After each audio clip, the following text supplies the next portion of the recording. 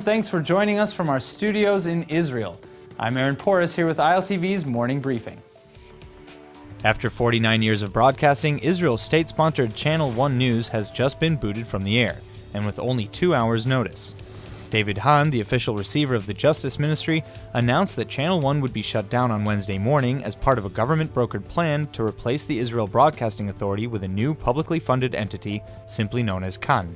The plan to replace the IBA had led to a public row between Prime Minister Benjamin Netanyahu and Finance Minister Moshe Kachlon, which threatened at one point to split the ruling coalition and force an early election.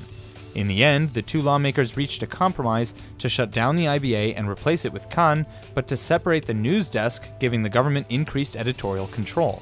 During last night's broadcast of the iconic Israeli news show Mabat, anchor Geula Evan was handed an announcement saying that last night's show would be her final broadcast.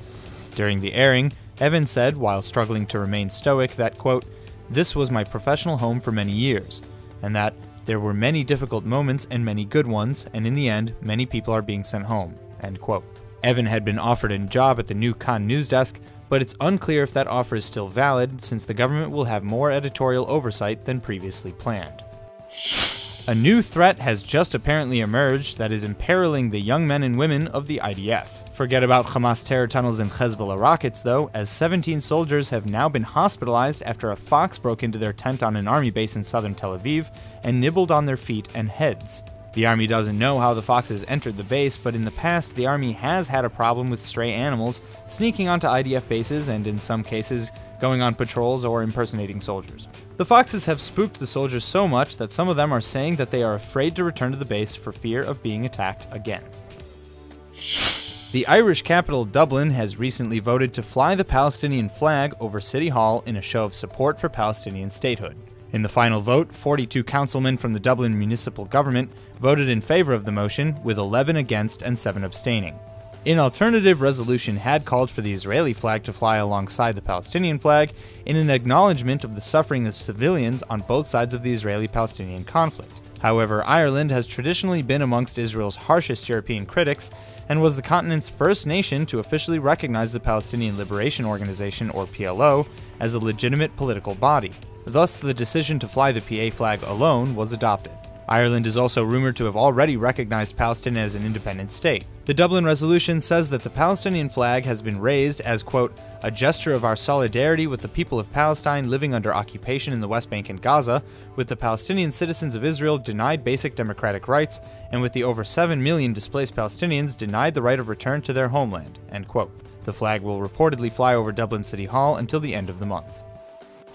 Hundreds of World War II veterans all over the world commemorated VE Day yesterday, a memorial of the anniversary of the Allied victory over Nazi Germany. It's been 72 years since the end of the Second World War, but the memory for many is still fresh, and that's possibly even more true in Israel. Veterans in uniforms adorned by medals of war could be seen parading through the old city streets of Jerusalem, hand in hand with family and friends, and honoring those they've lost. One marcher said, quote, "I came with my mother to celebrate the Victory Day. I think this is a huge day for the whole world, and we need to support people who fight for us during the Second World War. All our family, like my grandfathers, they were all in the war," end quote. Prime Minister Netanyahu spent time hosting Red Army veterans at the Knesset as the marchers continued their parade, ending the day with an official state ceremony at the Jerusalem Monument of the Jewish Soldiers and Partisans on the Mount of Remembrance. President Rivlin greeted veterans at the ceremony. Evidence of battles between British and Ottoman armies was recently exposed in an archaeological excavation by the Israel Antiquities Authority as dozens of bullet cartridges, shell fragments, and military items from World War I were discovered near Rosh Ha'ain and the Afek Industrial Park.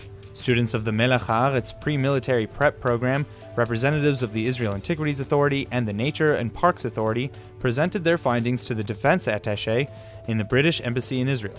They were shocked and quite excited about the discovery because it showed physical evidence that there had been major fighting between forces in this area. Yossi Elisha, director of the excavation, said he was thrilled to discover such a find. He continued saying, quote, "As archaeologists, we expect to discover ancient finds from hundreds and thousands of years ago, whereas here we have a relatively young 100-year-old artifact, but we were all drawn to the fascinating story of the battle," end quote. In addition, a weapons expert at the Israel Antiquities Authority, Alexander Glick, reconstructed the battlefield in accordance with the findings. What he finds most interesting are the rifles and cartridges that were manufactured in Germany and supplied to the Turks, giving us hard evidence that the Turks were in fact fully dependent on Germany for its weapons and ammunition. That's all for now. I'm Aaron Porras, and see you later with our main daily broadcast from Israel at 2 p.m. Eastern Time.